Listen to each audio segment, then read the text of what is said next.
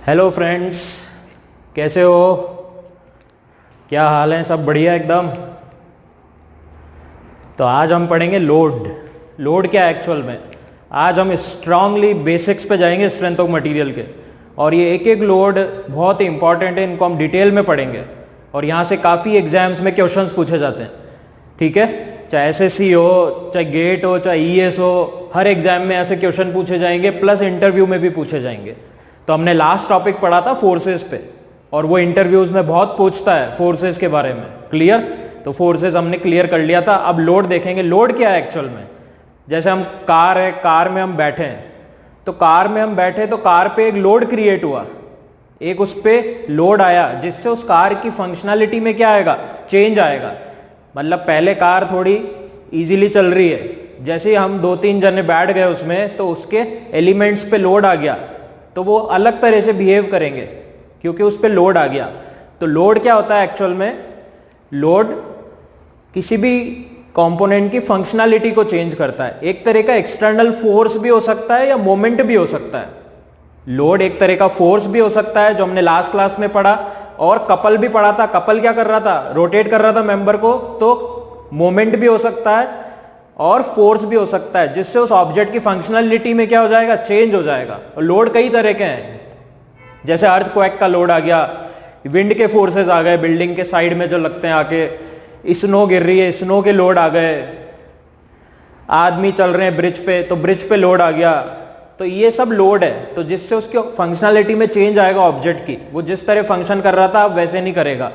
अब जैसे mechanical point of view से देखें तो शाफ्ट है, शाफ्ट पे कोई बियरिंग्स में रोटेट कर रही है, तो एक तरह का लोड है। अब शाफ्ट पे कोई पुली लगा दी अपन ने, तो वो पुली उस पर क्या कर रही है? लोड क्रिएट कर रही है, जिससे शाफ्ट ऐसे ऐसे मोशन करने लग जाएगी, जिसको बोलते हैं वर्ल्डिंग एक्शन। ठीक है, टेक्निकल पॉइंट ऑफ व्यू से। क्लियर? तो ये सब लोड है। और इनर्शिया है, बेंडिंग मोमेंट है, ट्विस्टिंग मोमेंट है, ये सब लोड है। क्लियर? तो इनर्शिया फोर्स क्या होता है एक्चुअल में? इनर्शिया फोर्स सब जानते ही होंगे, सेंट्रीफ्यूगल फोर्स है, फ्रिक्शनल फोर्स है, ये सब लोड के अंदर आएंगे। तो इनर्शिया फोर्स क्या होता है? अपन एक गाड़ी में बैठे हैं, गाड़ी चल रही है, अब गाड़ी की कुछ स्पीड है, वही अपनी बॉडी की भी स्पीड होगी क्योंकि अपन गाड़ी के अंदर है। अब जैसे गाड़ी ब्रेक लगाएगी तो बॉडी क्या होगी? आगे की तरफ जाने की कोशिश करेगी। तो हम फोर्स किधर लगाएंगे? पीछे की तरफ ताकि हमारी बॉडी आगे नहीं जाए। ठीक है, पीछे की तरफ फोर्स लगाएंगे। तो मोशन के डायरेक्शन के अपोजिट में फोर्स लगा रहे हैं हम, इसी को हम इनर्शिया फोर्स बोलते हैं। क्लियर? डी एलम्बर्ट साइंटिस्ट था, उसने कॉन्सेप्ट दिया था, डी एलम्बर्ट प्रिंसिपल। तो इनर्शिया फोर्स होगा, मोशन के डायरेक्शन के अपोजिट एक्ट करेगा हमेशा। क्लियर? तो ये सब फोर्सेज हैं, लोड्स हैं। तो लोड से उसकी फंक्शनैलिटी में चेंज हो जाएगा ऑब्जेक्ट की। क्लियर? अब ये हमारा क्लासिफिकेशन है लोड का। लोड को हम कई तरह से क्लासिफाई करते हैं, स्ट्रेंथ ऑफ मटेरियल्स के पॉइंट ऑफ व्यू से लोड को हम कई तरह से क्लासिफाई करते हैं। तो क्लासिफिकेशन देखते हैं, ये लोड का क्लासिफिकेशन है। सबसे पहला क्लासिफिकेशन किसके बेसिस पे हमने किया है? सबसे पहले हमने किया with respect to time. Time के साथ लोड कैसे चेंज हो रहा है। क्लियर? तो टाइम के साथ लोड कैसे चेंज हो रहा है? पहला उसमें स्टैटिक लोड है और दूसरा उसमें डायनामिक लोड है। पहला स्टैटिक लोड है, दूसरा डायनामिक लोड है। स्टैटिक मतलब रेस्ट, तो रेस्ट में जो लोड है, बिल्डिंग है, चेयर पे हम बैठे कई घंटों से, ये स्टैटिक लोड में आएगा। और डायनामिक मोशन से रिलेटेड है, कार चल रही है, कार खड़ी है, वो तो स्टैटिक हो गया, कार चल रही है वो डायनामिक हो गया। क्लियर? तो इन सबको हम डिटेल में आगे डिस्कस करेंगे, अभी क्लासिफिकेशन दिखा रहा हूं सिर्फ। और ये हमारा डेड लोड और ग्रेजुअली अप्लाइड लोड है, जो स्टैटिक लोड के अंदर आएगा। क्लियर? और डायनामिक लोड में इंपैक्ट लोड, और इसको हम शॉक लोड भी बोलते हैं। ठीक है, ये हमारा आ गया डायनामिक लोड में। और दूसरा आ गया फटीग। फटीग को साइक्लिक भी बोलते हैं, वेरिएबल लोड भी बोलते हैं। क्लियर? तो इन सबको हम डिटेल में अभी आगे डिस्कस करेंगे। नेक्स्ट लोड का क्लासिफिकेशन है हमारा with respect to direction of load. मतलब लोड किस डायरेक्शन में एक्ट कर रहा है, लोड ऐसे एक्ट कर रहा है या लोड ऐसे एक्ट कर रहा है, डायरेक्शन के बेसिस पे लोड को क्लासिफाई करेंगे। तो डायरेक्शन के बेसिस पे कैसे करेंगे? एक नॉर्मल लोड है, एक शियर लोड है। और ये वाला जो पार्ट है, ये हार्डकोर बेसिक्स है स्ट्रेंथ ऑफ मटेरियल का। ये पकड़ में नहीं आया तो 100 हाथ से चले जाएगी। क्लियर? तो ये नॉर्मल लोड, ये shear load. Normal load cross section के हमेशा परपेंडिकुलर एक्ट करेगा, और शियर लोड क्रॉस सेक्शन के हमेशा पैरेलल एक्ट करेगा। क्लियर? नॉर्मल लोड 2 टाइप्स का है, एक्सियल लोड और इसेंट्रिक एक्सियल लोड। और इनका नेचर कैसा हो सकता है, टेंसाइल भी हो सकता है, कंप्रेसिव भी हो सकता है। टेंसाइल क्या है, टेंसाइल है इसको ऐसे लोड लगा रहे हैं तो इसकी लेंथ बढ़ रही है, लेंथ बढ़ रही है तो वो टेंसाइल है, और ऐसे फोर्स लगा रहे हैं तो लेंथ कम हो रही है, वो कंप्रेसिव है। क्लियर? तो ये नेचर है इसका, नॉर्मल लोड का नेचर है। नेक्स्ट है शियर लोड। शियर लोड में भी दो तरह से क्लासिफाई किया है, पहला है ट्रांसवर्स शियर लोड और दूसरा eccentric transverse shear load. TSL की फुल फॉर्म यहां लिखी है मैंने, ट्रांसवर्स शियर लोड। क्लियर? और थर्ड क्लासिफिकेशन हमने किया कितने एरिया पे लोड एक्ट कर रहा है, मतलब इतने एरिया पे लोड एक्ट कर रहा है या छोटे से एरिया पे लोड एक्ट कर रहा है, उस तरह से हमने क्लासिफाई किया थर्ड क्लासिफिकेशन। क्लियर?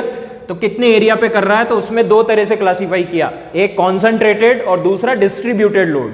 तो कॉन्सेंट्रेटेड लोड जो होता है वो हमेशा छोटे से एरिया पे कॉन्सेंट्रेट करता है, छोटे से एरिया पे लगता है, और डिस्ट्रीब्यूटेड लोड हमेशा ज्यादा एरिया पे एक्ट करेगा। क्लियर? तो ये स्मॉलर एरिया पे एक्ट करेगा और ये लार्जर एरिया पे एक्ट करेगा। क्लियर? अब कॉन्सेंट्रेटेड लोड दो तरह के होते हैं, एक तो कॉन्सेंट्रेटेड मोमेंट हो सकता है और एक कॉन्सेंट्रेटेड पॉइंट लोड हो सकता है। क्लियर? ये सब हम आगे डील करेंगे, डिटेल में डिस्कस करेंगे इसको, अभी बस क्लासिफिकेशन पे ध्यान दो तुम। और डिस्ट्रीब्यूटेड लोड ये भी तुम्हें पता है बहुत अच्छे से, एक यूडीएल होता है, एक यूवीएल होता है और एक यूडीएम होता है। और यूडीएम क्या होता है, यूनिफॉर्म डिस्ट्रीब्यूटेड मोमेंट होता है। और मैं फिर कह रहा हूं यूडीएम से क्वेश्चन आने के 100% चांस हैं तीनों एग्जाम में, चाहे ईएस हो, चाहे गेट, चाहे एसएससी। ये यूडीएम वाला कॉन्सेप्ट वेरी इंपॉर्टेंट, और ये हम एसएफडी बीएमडी में डिटेल में डिस्कस करेंगे। Uniform distributed moment, uniform distributed load, uniform wearing load और यूनिफॉर्म डिस्ट्रीब्यूटेड मोमेंट। ठीक है? तो किसी भी स्ट्रिप पे लोड लगता है, जो मैंने लास्ट क्लास में तुम्हें डिस्कस किया है, उसको हम क्या बोलते हैं, डिस्ट्रीब्यूटेड लोड बोलते हैं। जैसे बीम है, बीम की लेंथ, पूरी लेंथ पे जो लोड लगेगा वो डिस्ट्रीब्यूटेड लोड है। क्लियर? और बीम पे अगर ऐसे लोड लग रहा है, ऐसे, तो ये कॉन्सेंट्रेटेड लोड है, ये पॉइंट लोड है। क्लियर? तो यही डिफरेंस है दोनों में। तो ये हमारा लोड का क्लासिफिकेशन हुआ। क्लियर है? अब हम पढ़ेंगे, यहां से हम स्टार्ट करेंगे सबसे पहले। ठीक है? तो ये तो लोड का क्लासिफिकेशन है। अब नेक्स्ट क्लास में अपन डील करेंगे, सबसे पहले अपन स्टार्ट करेंगे ये वाला क्लासिफिकेशन टाइम के बेसिस पे, जिसमें अपन डेड में, ग्रेजुअली में, इंपैक्ट में, फटीग में, डिटेल में घुसेंगे, और इसमें हम निकालेंगे स्ट्रेस, स्ट्रेन, एनर्जी, एवरीथिंग, सब कुछ देखेंगे हम इसमें, जो एग्जाम पॉइंट ऑफ व्यू से बहुत इंपॉर्टेंट है, जो एग्जाम्स में पूछा जाता है, और डेली लाइफ में भी ये लोड हमारे ऊपर एक्ट करते हैं, वो भी हम देखेंगे। उसके बाद हम पढ़ेंगे हार्डकोर बेसिक्स। ये हार्डकोर बेसिक्स है सॉम का, और ये अगर तुम्हें आ जाएगा तो सिविल वालों के लिए थ्योरी ऑफ स्ट्रक्चर में भी कोई प्रॉब्लम नहीं आएगी। एक बार तुम्हें लोड पकड़ में आना चाहिए, लोड पहचानना आना चाहिए, वो भी हम देखेंगे कि लोड कैसे पहचाने जाएंगे, कैसे लोड एक्ट कर रहे हैं, और इन लोड से क्या हो रहा है ये भी हम देखेंगे, किससे बेंडिंग हो रही है, किससे ट्विस्टिंग हो रही है, किससे क्या इंपैक्ट आ रहा है मेंबर्स पर, ये सारा डिटेल में देखेंगे हम। और उसके बाद हमारा एरिया के बेसिस पे, तो ये तीनों हम पढ़ेंगे नेक्स्ट क्लास में डिटेल में। तो स्टेप बाय स्टेप हम इनको डिस्कस करेंगे। ओके? समझ में आया क्लासिफिकेशन? Okay, thank you.